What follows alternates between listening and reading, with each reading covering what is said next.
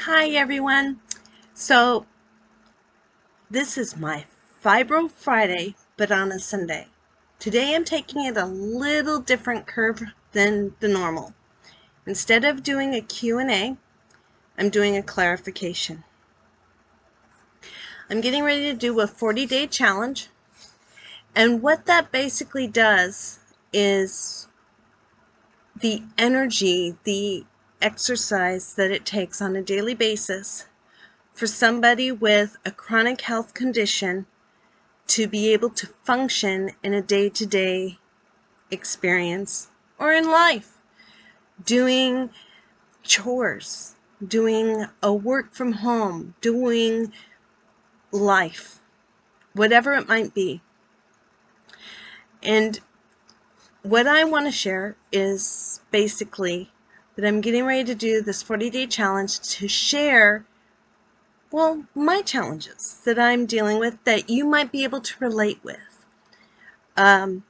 Sharing about ADHD, PTSD, rheumatoid arthritis or RA, chronic illnesses. All of these things can really affect us in a day-to-day basis. Being active, being social, being in life. Now, I'm not saying don't be active, quite the contrary. You need to be active in everyday life. You need to do things in life to be able to function, to be able to show what life really is. So in my particular case, I'm going to be sharing about how ADHD, how chronic illness, in my case, for right now that I know of, fibromyalgia, underlying autoimmune disorders, chronic fatigue, chronic pain, and doing activities.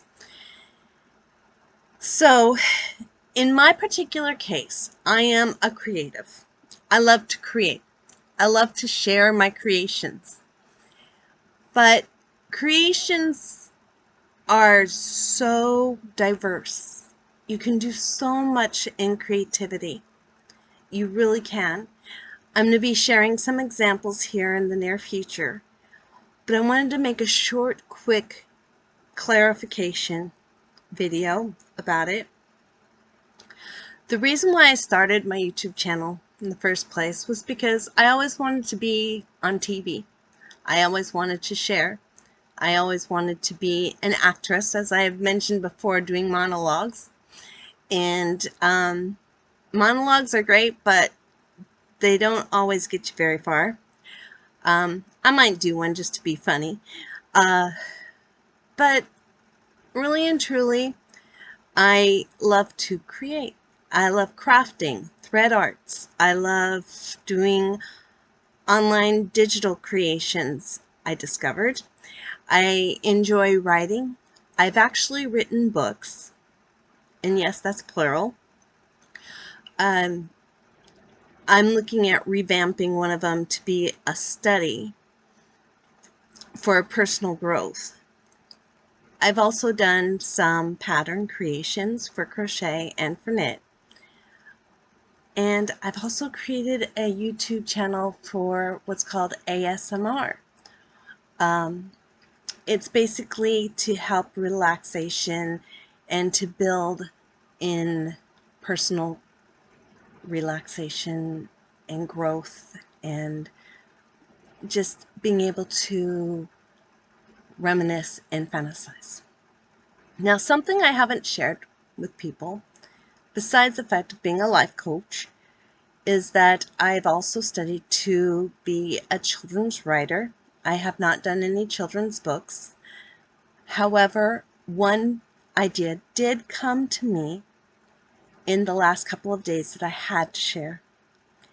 And it'll allow for imagination and creativity for anyone, especially for young children. I really want to encourage us as children as well as adults, especially as adults, because we're trained from like middle school years on up that imagination, as for children, You can't imagine anything.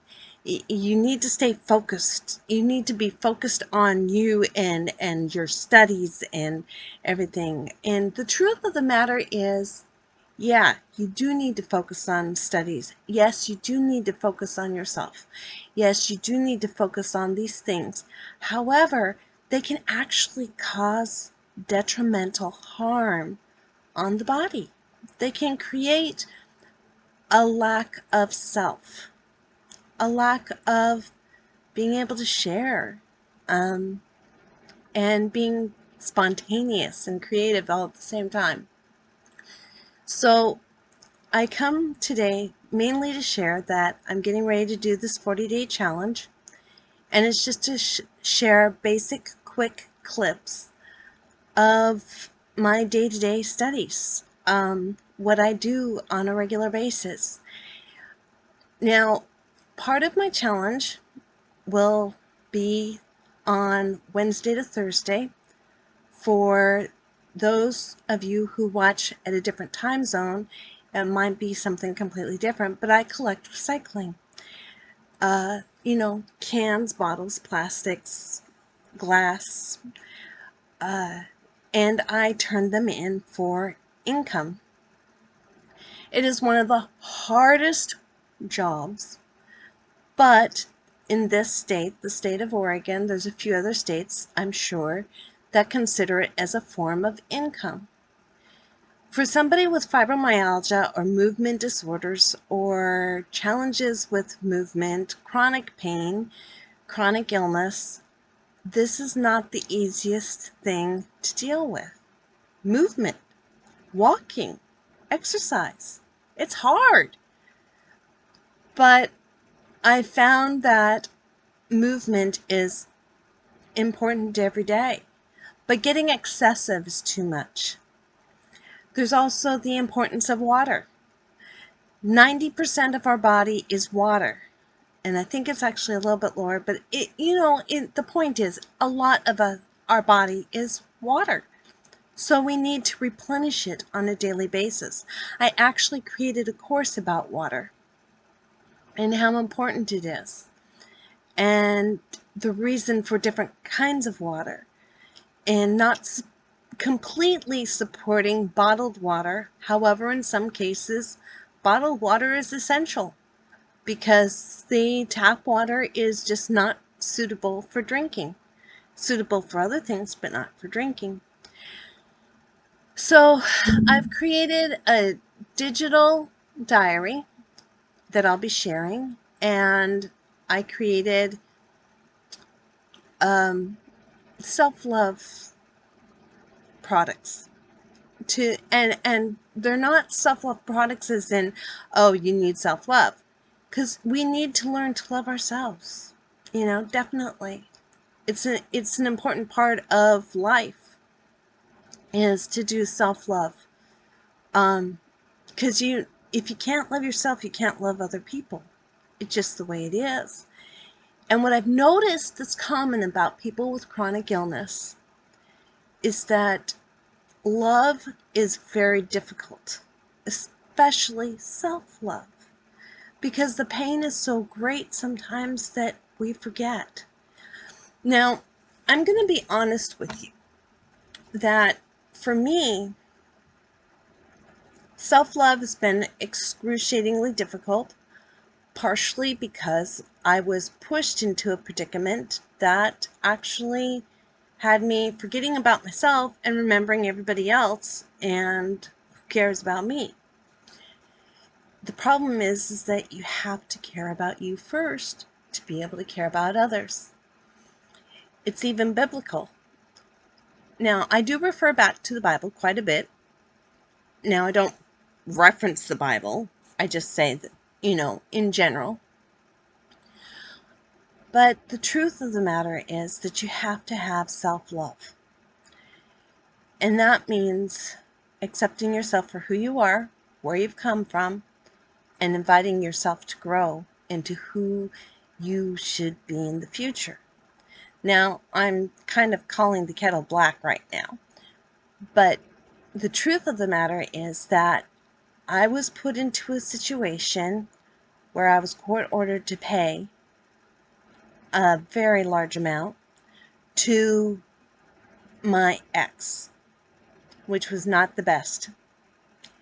There were a lot of lies and deception to get that accomplished, and I've had to overcome that.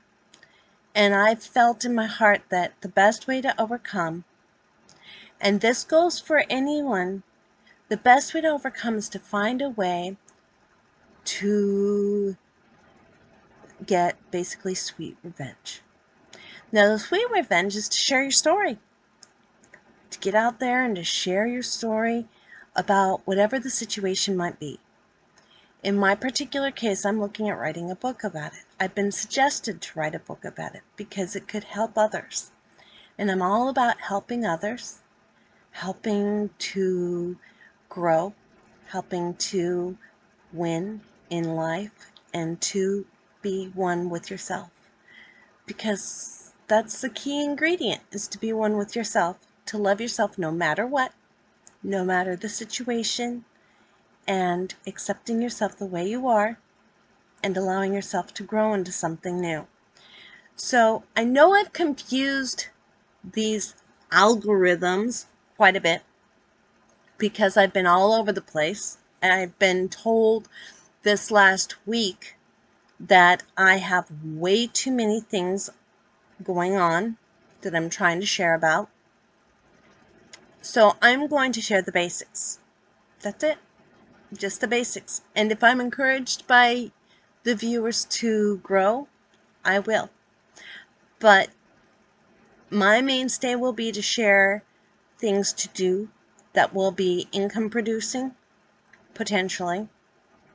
There's no guarantees on anything. Life is not a guarantee. You just have to live it.